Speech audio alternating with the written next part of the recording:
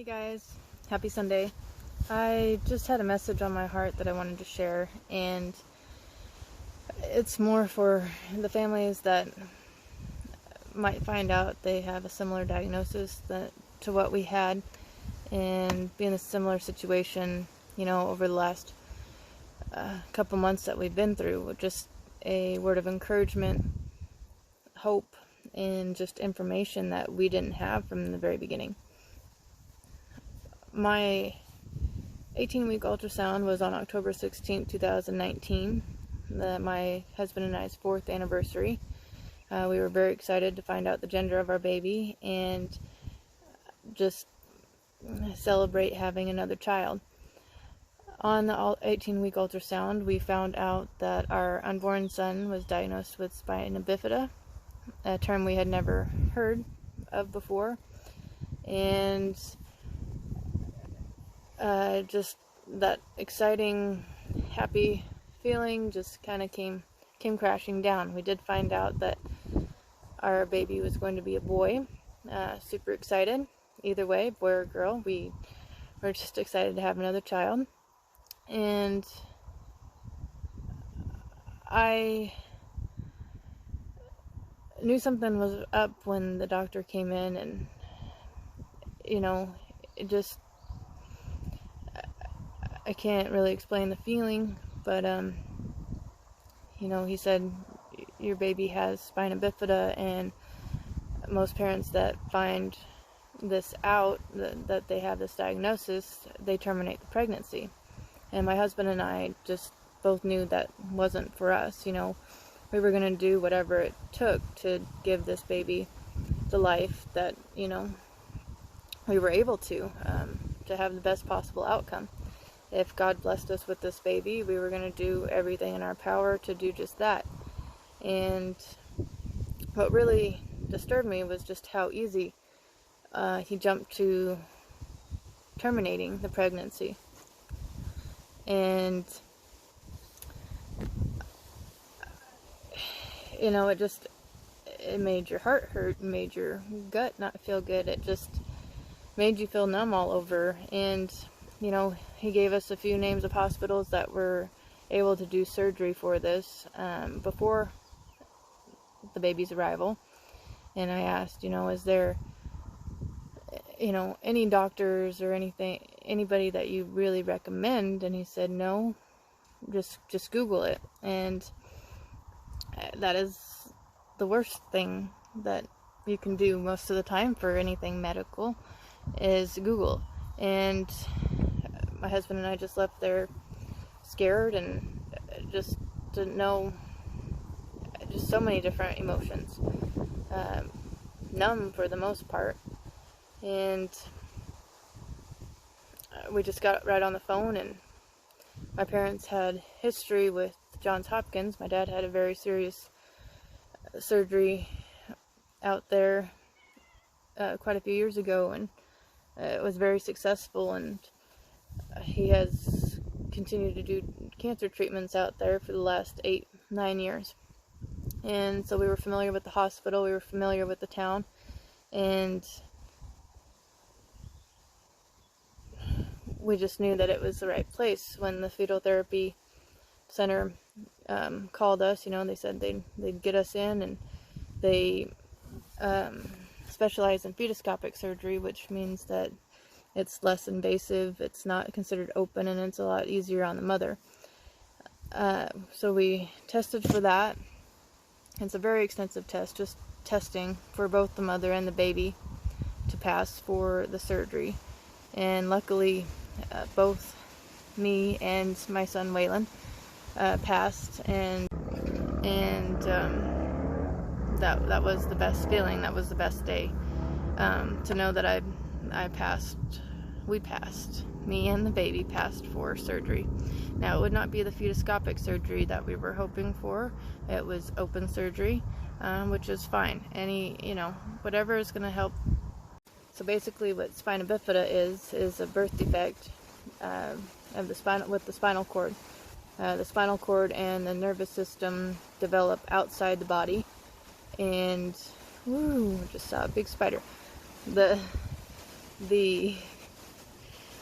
sorry, got distracted. Yeah, so the spinal cord and the nervous system develop outside the body, and they have to go in and go ahead and close the opening, basically, in the baby's back while he's still inside of me. And that is one option. The other option is to have surgery after they come. But if you can do surgery before the baby is born, it is very, very beneficial and helps them tremendously. We still don't know if Waylon will be able to walk without assistance, but he is so much better than what would have been the case if we weren't able to do the surgery. The way his brain was developing, you know, that with the spinal cord it pulls the brain stem down, that reversed with the surgery. He still might need to have a shunt, but at this point in time he's doing really, really good and doesn't need one. And just so many positives. And that's really what I want to get at too, is when parents are faced with something like this, and the first thing that is pushed on them or said to them is that most parents terminate. It gives you a sickening feeling, because you don't know how many times that happens to parents all over. And it breaks my heart, because if they knew the information or did some research, and you know, there's plenty of support groups out there, there's so many different things, and I wish we would have known from the start. And that is why I'm sending this message out. After we were approved for surgery, my scheduled surgery was on December 10th. December 9th, after, you know, everybody leaves the hospital and it's just you, I had something that I took out there for the trip, and it's a compass, and it has Joshua 1:9-11 verse. Be strong and courageous. Do not be afraid. Do not be discouraged, for the Lord your God is with you wherever you go. And I don't know how many times I said that over and over and over again the night before surgery and the morning of surgery. And I held this compass so tightly in my hands the night before that I had a very, very big indentation in my hand from holding it so tightly. Yes, the surgery is so scary. It has risks, you know, but the reward is greater than the risk. And that's with a lot of things, you know. You have to take risks in order to get the rewards.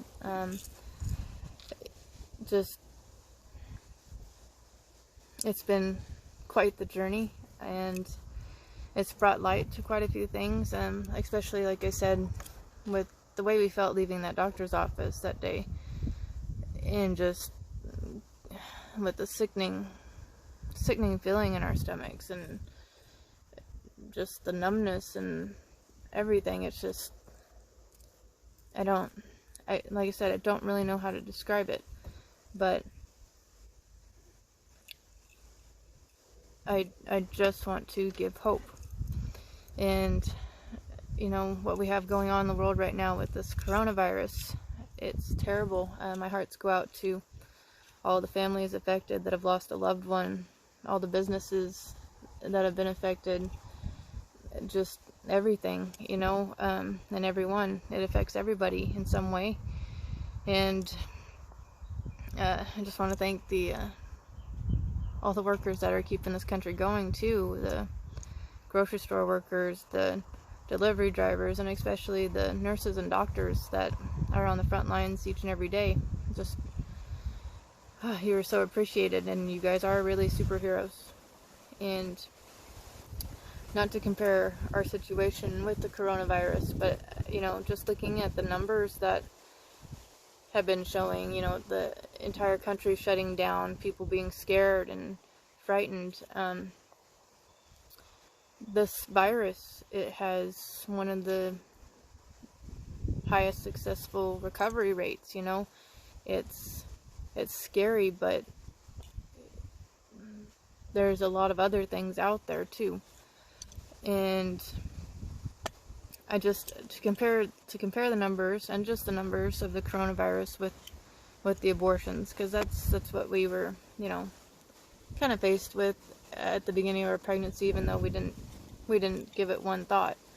But just for information, that's what I like I said, I'm not a preacher. I just want to get this out there so more people are aware. And I saw on Friday, I don't watch the news every day, but I saw on Friday that the number of deaths in the United States was right at around 50,000 due to the coronavirus. And the number of abortions alone in the U.S. is 3,000 a day. So we would reach that 50,000 number in a matter of just about 17 days in 1 year, each year. And that's crazy to me. We're so scared and frightened of this virus that is actually, you know, has a very good successful rate, but then yet we're not much is being said on taking the lives of little ones, and it bothers me, and it really breaks my heart. And like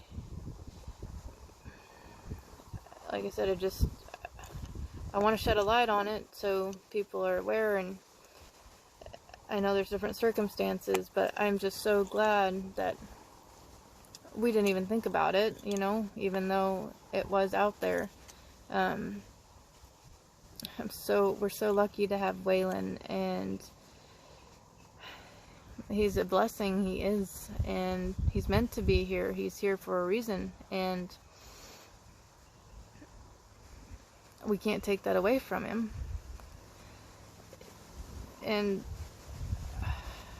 I mean, even globally, the numbers are, you know, on Friday. I don't watch the news every day because I keep my sanity. But the numbers globally on Friday of deaths around the world from the coronavirus was right around 190,000, a little higher than 190,000. And globally, abortions, there are 125,000 a day. 125,000 abortions a day. And, you know, we get to the number we're at with the coronavirus in a matter of 2 days every year, like globally. I mean, it's just, like I said, it just breaks my heart. And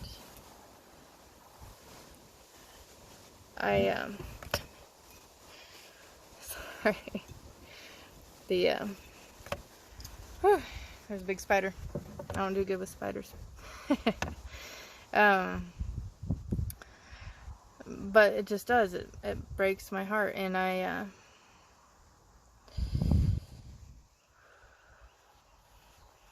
don't know.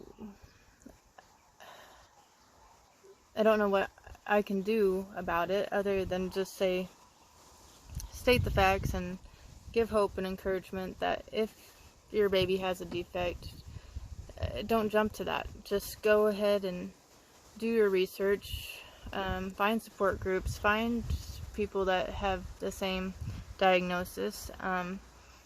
There's just so much out there, and that shouldn't be the first thing that's said out there. It should be the very last, you know, if at all. And I'd also like to share a book with you guys, and we have 2 of her books. This is by Nancy Tillman. We have 2 other 2 other books of hers, and they're great books. This is called You're Here for a Reason. And it just goes well with the situation that we've been in, and really resonates with me and my kiddos, and especially Waylon and all he went through.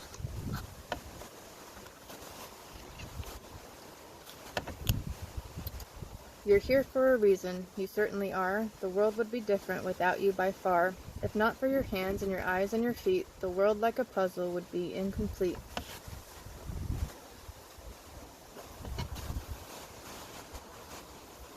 Even the smallest things that you do blossom and multiply far beyond you.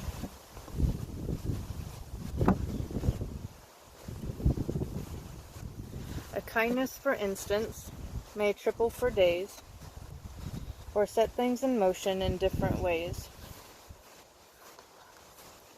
It travels much farther than you'll ever know, under the treetops, over the snow, till it's wondered and fluttered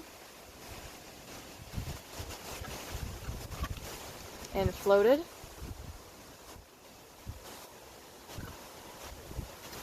and twirled, making things happen all over the world. You're here for a reason. It's totally true. You're part of a world that is counting on you. This is Rhino.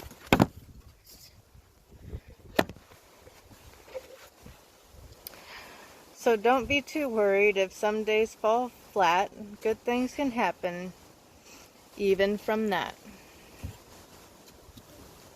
Hi, Rhino Kitty. Life can be tricky. There isn't a doubt. You'll skin your knees trying to figure it out. But life works together, the good and the bad, the silly and awful, and happy and sad.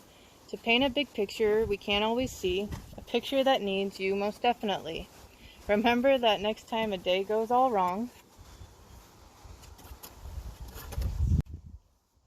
to somebody else you will always be strong.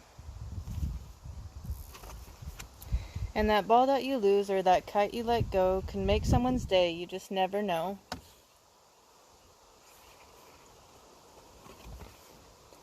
You're here for a reason. If you think you're not, I would just say that perhaps you forgot. A piece of the world that is precious and dear would surely be missing if you weren't here. If not for your smile and your laugh and your heart, this place we call home would be minus a part. Thank goodness you're here. Thank goodness times 2. I just can't imagine a world without you. Happy Sunday, everybody.